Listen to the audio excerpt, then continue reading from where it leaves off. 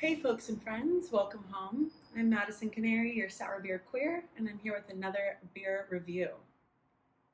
So, today we are diving into 10 Barrel Brewing Company's Crush Guava Sour. So, 10 Barrel Brewing Company was one of the first to really get wide aim distribution for sour beer. So I kind of mentioned in my beer haul, which was a couple videos ago, that even the diviest little dive beer bar that I went to the other couple months ago, even they had a 10 barrel crush. And that really got me thinking. I was like, well, it's not usual for a sour beer brewing company to have this wide of distribution and to be this evenly available among things like Bud Light, Shock Top, all that kind of stuff. So, after some Google searching, I discovered that 10 Barrel was actually partnered with, I believe is how they described it, Anheuser-Busch, doing their high-end society. So, Anheuser-Busch's high-end society is them kind of trying to get into the market of craft brewing. So, Anheuser-Busch obviously is a big name within beer. It is a huge conglomerate company. And several years ago, they created the High End Society so they could get into the craft beer company or the craft beer business. And I have really mixed feelings about this. So I know a lot of people that believe that this is kind of like selling out, right? So like going to a company like Anheuser-Busch, partnering with them, doing business with them automatically means that you've sold out.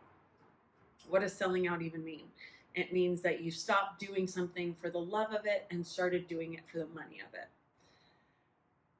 And I don't think that this is necessarily a bad thing, nor necessarily that they have to be mutually exclusive.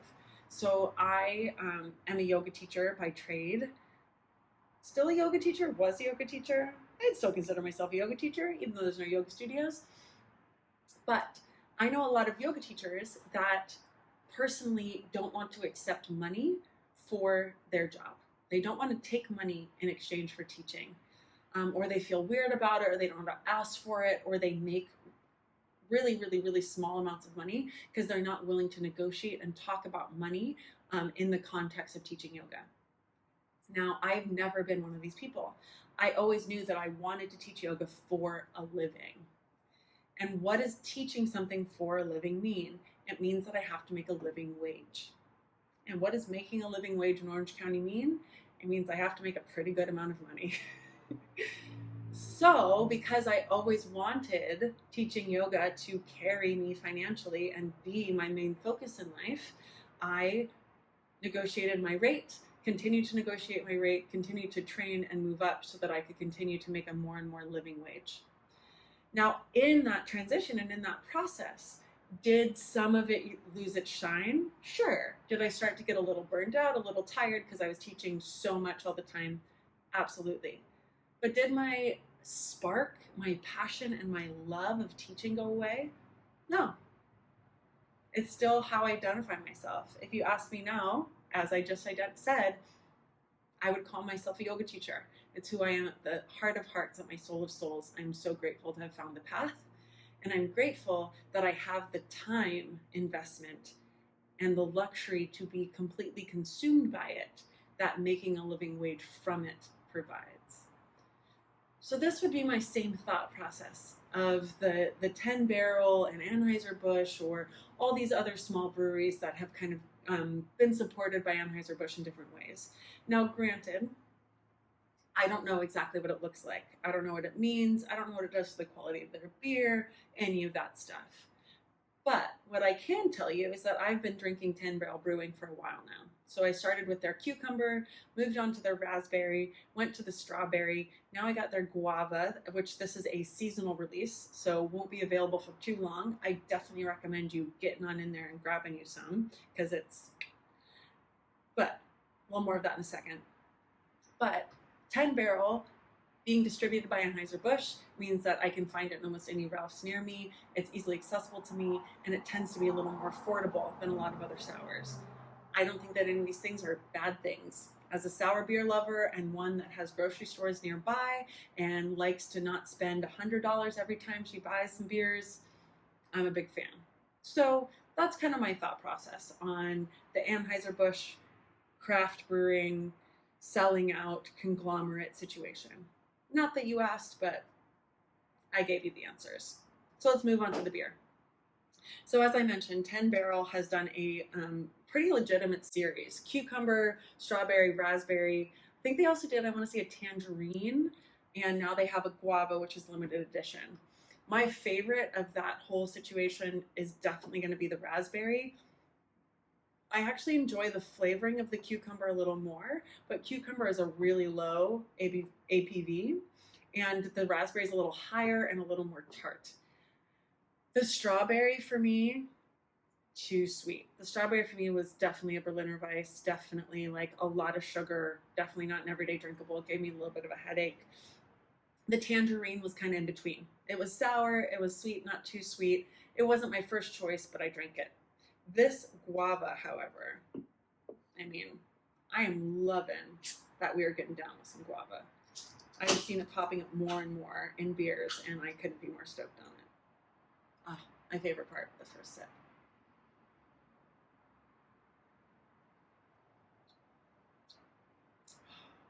Cold beer, cold can, first sip, perfection. But not what we judge things by. We judge things by doing the whole proper situation. Now, in researching 10 Barrel's website, I didn't see a lot about their process. So I didn't see a lot about exactly what kind of sour they would consider this. I didn't see a lot about, I assume it's not spontaneous fermentation. There's just no way they could be maintaining it on the level that they maintain it. So I'm sure it is brewer's yeast fermentation. But other than that, I really just didn't see too much on their website about their process. But I also am heading up to Portland this weekend, and they have a brew house in Portland. So I'm hoping that even though we got COVID going on, I might be able to step in there, maybe chat with some people, and try a couple things out. But for this guava, that nose is all guava. It definitely finishes a little citrusy. It definitely finishes a little effervescent. But that is unmistakably guava. So good. I love guava.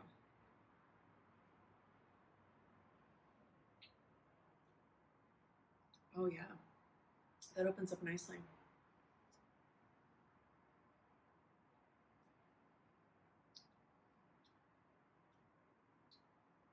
So, if you watch my beer haul, you know that I got a 6-pack of this bad boy. This is the last one I have left. I've definitely been sipping on it a fair amount, let me tell you. So I'm actually pretty familiar with this flavor. One thing I'm really noticing, and this has really also just been something I've been noticing since starting this channel, is how different the can versus the glass experience is. So when I drink at home, I'm in the bad habit of just grabbing the can. And I, ever since starting this channel, have completely converted myself over to drinking from the glass because it truly creates a different experience. Drinking from the can, this beer specifically was definitely cold, definitely sour, but I didn't get a lot of flavor. As I've moved into the glass, I've gotten a lot more flavor. It opens up really beautifully. You can enjoy the carbonation, and you can see that there's still bubbles even after being in there for a while. I can really enjoy the carbonation and then really get that solid guava flavor. The guava to me is definitely a secondary flavor. So the first flavor I get is just the sour, which is probably why I love this so much. Sour is also, though, what I would consider a quality of guava. So the guavas that I've eaten have some sour flavor in them. And so it is very similar to like eating a guava. You first get the sour and then you get the sweet and the flavorful.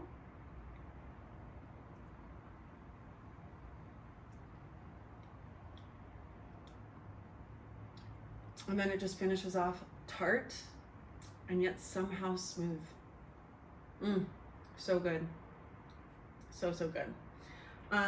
However, on the friendliness scale, as you guys know I like to do, I'm putting this pretty low on the friendliness scale.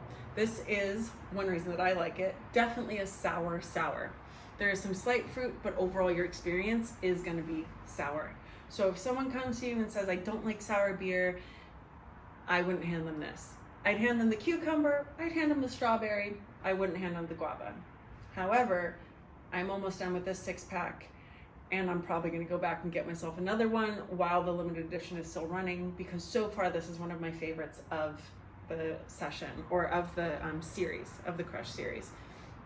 This is also a 5.3, which to me is like perfect. To me, you have 1 or 2 in this range at night and you're just like, you're good. You're styling, you're enjoying yourself. It's light, it's easy, you feel relaxed, but obviously you're gonna wake up the next day feeling fine. You're not doing anything too crazy. To me, that like 5%, just a little bit above, is a real sweet spot for a nice, easy, drinkable 6-pack. And if you like sour beer, I definitely recommend getting some of this Crush Grava Sour before it runs out. So thanks so much, you guys. Hope you enjoy this review. I release them every Tuesday and Friday on YouTube.